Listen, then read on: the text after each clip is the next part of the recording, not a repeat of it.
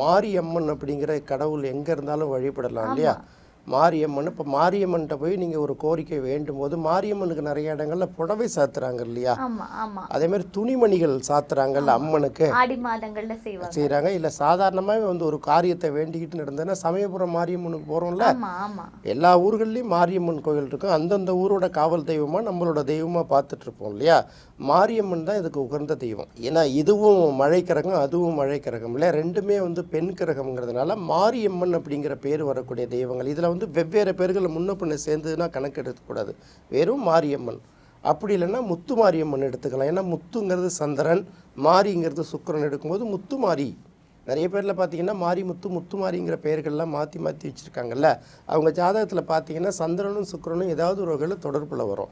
So இந்த மாதிரி combination வரும்போது மாரியம்மனை வழிபடும் போது குறிப்பாக நம்ம என்ன சொல்கிறோம், சந்திரன் சுக்கிரன் தானே எடுக்கிறோம்.